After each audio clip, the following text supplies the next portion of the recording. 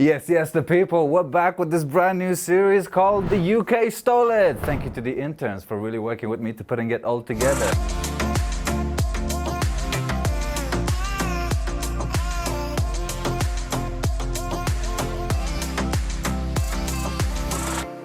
So, I skipped breakfast today, but you know what? Colin, do you want to go for a fish and chip after this? A good old quintessential, fundamental British staple cuisine, fish and chip? Well, I got some bad news for you people. The one thing you didn't know about fish and chips is that it actually is not a British food at all. No, for real, I'm really sorry to break it to you. It turns out that it was actually invented in the 16th century due to rationing, but very far from the UK. Traditionally, fish and chip is a Jewish refugee meal. Mothers of Jewish communities in Portugal would actually cook a lot of fish and batter it to preserve it. There was no chip during the 16th century. Later on, due to even more rationing, they had to replace the fish with potatoes. And when a lot of these people migrated into the UK, they brought their cuisine with them. And they decided that now, not having to ration anymore, they're able to put them together. And thus, fish and chips. But that's just one dish. They can't all be stolen from other countries, right? Wrong! In fact, a lot of British cuisine is stolen. And let's look at the next most British thing. Tea. That's right. Tea. I swear to God. Would you like a cup of tea? Would you like some tea for breakfast? Tea after dinner? Tea after tea? Tea for tea? I don't want to go crazy about it, but turns out the tea actually originates in India. And of course, some of you might already know this. It's not super secret. Everyone can Google it. But the story behind it is super interesting because it originates due to competition with China. All the way back in the 17th century, specifically in 1664. The British part of the East India Company, if you don't know about that, definitely Google it, they have an impressive story. The East India Company decided to create a competitive market against China's tea export, and thus they turned some of the land that the British Empire had in northern India, where tea originates from, and converted it into mass production fields, and thus started importing it into the UK. So that lovely dessert or that lovely morning brew that you love and respect so much for being fundamentally British is not British. I hope I'm not putting a downer in these videos. I hope I'm not completely changing your perception of the culture or of your own heritage. So please don't hate me, hate the world. So you know what? Fish and chips are not British. And tea is not British, but we still have plenty of other traditional British foods that we can enjoy. Like Chinese food, my personal favorite, which actually arrived in the UK somewhere in the middle of the 19th century due to mass immigration. You know, when people migrate, they bring their own culture and their own cuisine. But enough about Chinese food. Let's talk about a true staple British food. Curry! That's right, more Indian heritage in the British cuisine. Amongst the stolen foods, curry has become the absolute most popular and favorite to all British people. In Britain, curry is king, mate. Queen, king, all of it. Every single big city in the UK has an entire road dedicated to authentic curries. London has Brick Lane, Manchester has Curry Road, Birmingham has the Balti Triangle, I think that's how you pronounce it. From Pakistan to Sri Lanka to Thai to Japanese food, you can get an authentic curry from pretty much every region of Asia here in the UK. Even if you're not in an Asian restaurant, you can still get it. There's even a National Curry Week in October. The first British cookery book that contained an Indian curry recipe was published in 1747.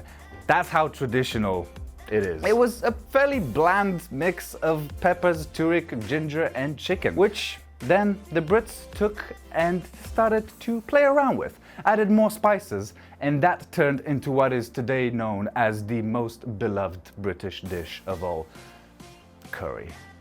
Kebabs, right? I forgot to mention it earlier in the video, but it doesn't matter, we're getting into it now. After a late night out, naturally, drunk out of your face or not, either way hungry, you're gonna want a greasy doner kebab with a side of chips. It does not get any more British than that. Do you guys agree? Like, is there like a doner kebab place literally around every corner. It's true, kebab shops are literally everywhere in the UK, and many serve as a fast food version of doner kebab or Iskender kebab or shish kebab. Kebabs all over the place. They're good. You'll actually find a whole range of Turkish, Iranian, Afghani dishes. Kebabs are a very old food.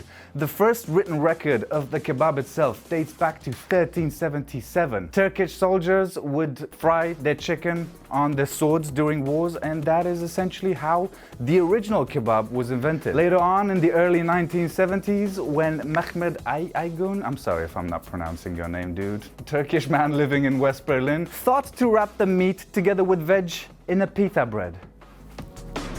Fucking genius. This genius idea of wrapping your meat in a pita bread just made it simple to take away! And there you go. The UK stole kebabs as well. At least ketchup is British, right? It's basically a national sauce. However, it doesn't hail from the Isles, and neither is it American. Long before Heinz came along to introduce you to the concept of marketed ketchup, its predecessor actually was invented in the 17th century in China. But instead of using tomatoes as a base for the sauce, it was made from brine and pickled fish. Sounds kind of ugh. The sauce became a staple at the table across Indonesia and Malaysia, and it wasn't long before the British colonists became hooked too. Eventually the sauce morphed into what we now see as a tomato-based ketchup. So I guess we have the Chinese to thank for ketchup too.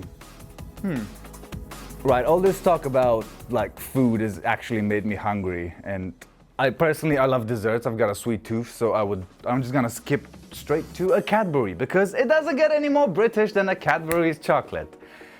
You are dead wrong. That is not British. Actually, no, I'm lying. Cadbury actually was British in the beginning, but not anymore. It was of course one of Britain's proudest exports, but the world-famous chocolate brand that was founded in 1824 in Birmingham, if memory serves, has not been truly British for many decades now. It was first acquired by the Swiss. Naturally, a good chocolate needs to be in Switzerland. It was first acquired by the Swiss drinks manufacturer Schweppes in 1969, and they dropped the S from Cadbury's in 2003 before selling the whole company in 2007 to American-based Kraft Food, who then bought Cadbury for 11.5 billion.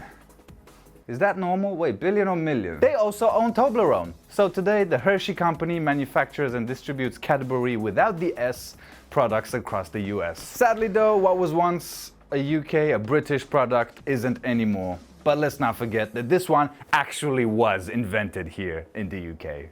There are plenty of other UK staple foods or drinks or brands that I guess, you know what, we're gonna save for other videos because the list goes on into cars, into food, into alcohol, but I'm gonna save those for additional content in the future, which, if you want to watch, you should subscribe to this video right now. It takes a second. I'm gonna wait. I'm gonna give you some time. You know, it's right there. Just click it. Then press the bell thing to get notifications when these new videos come. This has been episode 1 of this series called The UK Stole It. Follow us on the social media at Bogdan Alexi TV. Literally all of the platforms. Links are down below in the description, but leave me a comment. What else do you think is not British anymore or never was? I'll speak to you soon, and I'll see you in the next video. Laters!